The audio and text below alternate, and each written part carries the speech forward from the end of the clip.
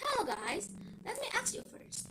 If you ever wonder why some English classes are super fun while others make you sleepy, what's the difference between a cool teacher than one who just makes lectures? The answer isn't just about having good methods.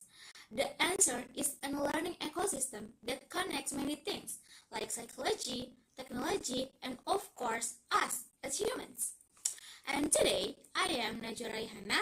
I want to invite you all to break down this ecosystem through a summary of 10 selected articles. Let's see the new phase of learning English today. Let's get started. So, here are 10 cheat sheets, or it's called article, that will be our guide today. We will cover many topics, and this the title. The first, there is in between 21st century skill and constructivism in ELT, designing a model derived from a narrative literature review. Second, genre-based approach to writing in EFL context. Third, professional teacher for EFL classroom. 4. EFL learners' pedagogical views on the online social networks in EFL classroom. 5. A theoretical review of the role of teacher professional development in EFL students' learning achievement. So, next, the 6th, the role of emotional intelligence in EFL learners' academic literacy development. 7. The effect of TikTok application on the improvement of EFL student English speaking skills. 8. Language use in EFL classroom interaction, a socio-linguistic study. 9. EFL teachers' engagement, the impact of well-being and emotion regulation. And the last, an investigation of the difficulties faced by EFL undergraduates in speaking skills. So, let's break them one by one. Talk about the first article under the title In Between 21st Century Skill and Constructivism in ELT, designing a model derived from a narrative literature review by Sohaila Demirkol Orak and Muhammad Haj al-Shekreh. This first article gets straight to the point. It says the modern learning needs to sharpen the four C's, that's critical thinking, creativity, communication, and collaboration. The theory is called by constructivism. Simply, students are not empathy glasses to be filled, but architects who build their own knowledge, and the teacher just being a facilitator. The benefits from this article are clear. Students become more active, can work together, and connect lessons to the real world. So, knowledge sticks better. But it has a downside.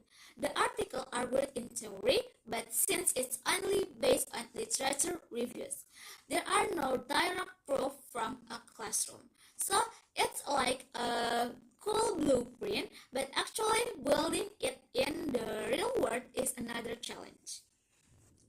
So we move to the second article under the title Genre-Based Approach to Writing in FL Context by Fu Pihok Pang and T. Kim Lonbu. From the big picture, we move to the skill of writing. This article offers a way to learn writing that focuses on genre. So it's not just about learning grammar, but also understanding that every piece of writing has a different purpose and target audience. This makes the act of writing feel more meaningful because the goal is clear. The upside from this article that this method focuses on real-world communication goals, and that's proven by the students' written work. But it also has the difficulties. This method needs teachers who really understand the genre theory, but not all the teachers get that training. On the top of that, if time is short or the topic are unfamiliar, students can also be a struggle from this theory. So we move to the third article under the title Professional Teachers on EFL Classroom by Mirs Fahriani and Fahri Haswani. Now let's talk about the heart of the classroom, that's the teacher.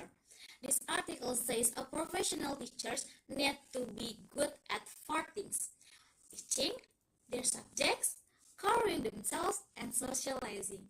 Based on the survey that's explained on the article at Islamic State University Jakarta, it turned out students don't just need a smart teacher, but also a teacher who is fun and can connect with them. What's cool about this study is that the data is genuinely from students and teachers' voice. But unfortunately, since it was only at one university, the results might not be the same elsewhere. And the data also relies a lot on opinions, not direct observation. Move to the next article under the title EFL Learners Pedagogical Views on the Online Social Networks in EFL Classroom by Hari Mutra, Amirul Mukminin, Fridianto, et al. And this fourth article takes us to the world online. This research looked at students' opinion on using social media like Facebook, WhatsApp to learn English, and what result? It's very positive. Students become more motivated, can easily find authentic materials, and learning become more fun and less rigid. The advantage is that this method puts students at the center and teach them to be digitally literate.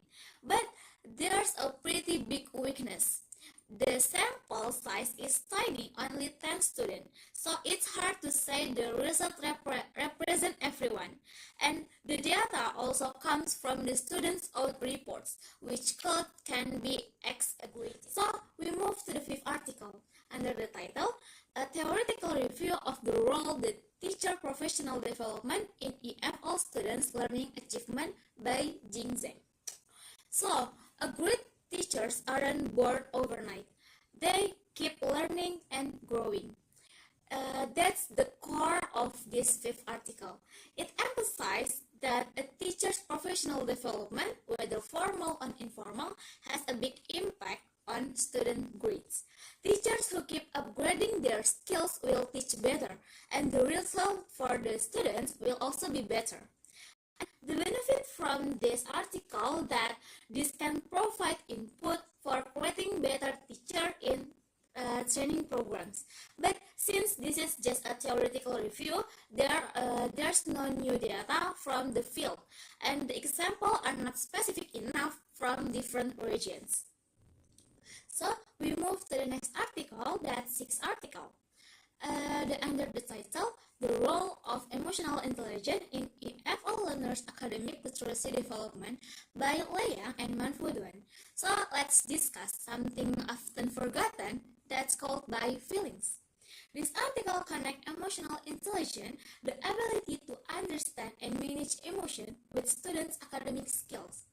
It turns out emotionally intelligent students are better communicators, more motivated, and more resilient when doing assignments.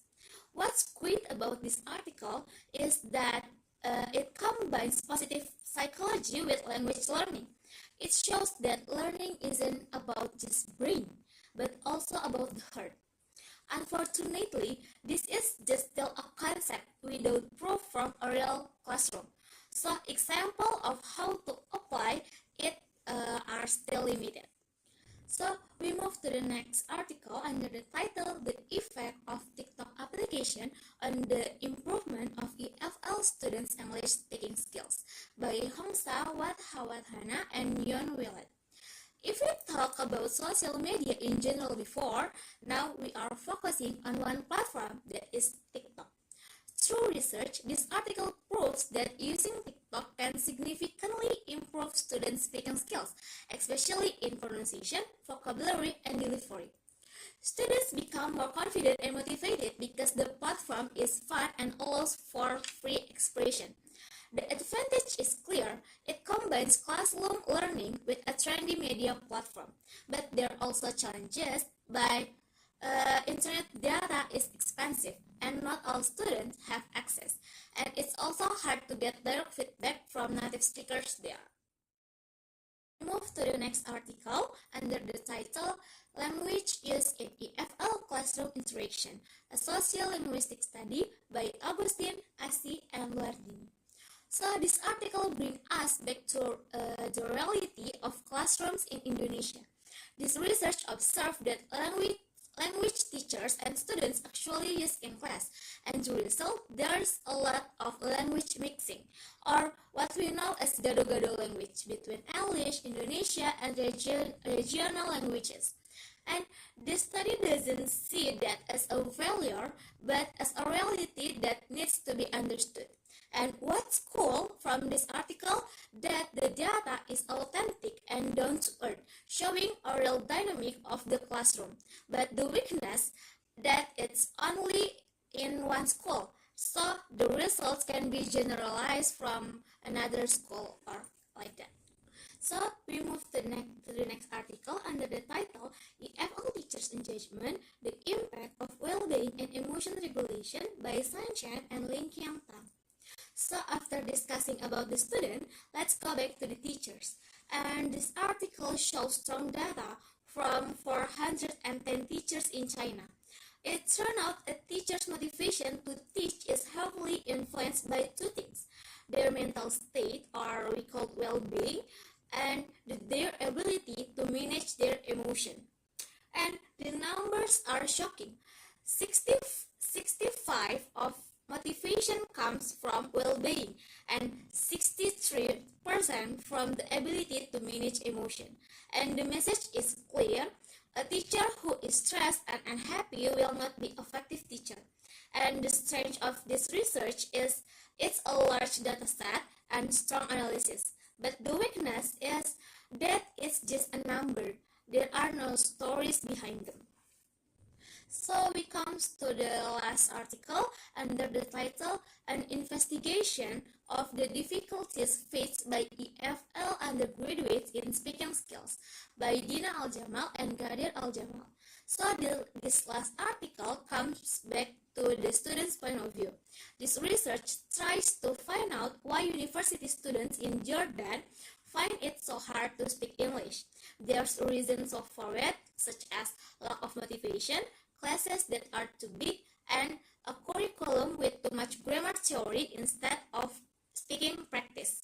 And the main strength of this article is the large and diverse sample, so we get a complete picture from the student side. But this is only in Jordan, and it focuses more on the problem rather than offering the clear solutions. So now let's connect all the dots from this 10 article to see the big pictures. These are no longer that 10 separate ideas, but a learning ecosystem where everything is linked. There are three key levels of connection. The first is the same context is EFL. All these articles have one thing in common. The context is EFL, or learning English in a non-English speaking country. This is really important. It means the challenges are different. For example, in an article shows how people in Indonesia like to mix languages. And article 10 shows problems like speaking anxiety in Jordan. This context is the foundation. And the second connection is the main idea, active learning and modern skills. That foundation, there's one big idea. We have to shift from traditional teaching to active learning or constructivism. And the last or the third connection is the complete ecosystem: pedagogy, technology, social, language, and feelings. This is where it all comes together. The idea of active learning won't work without support from many areas. Like teaching methods and technology have to work together. Like from the article 2 gives us a method, while the article 4 and 7 give us the tools like social media and TikTok to make it more interesting. So we can conclude to create an active classroom, we need emotionally intelligent from the students and the teacher, and for the professional teachers who keep developing.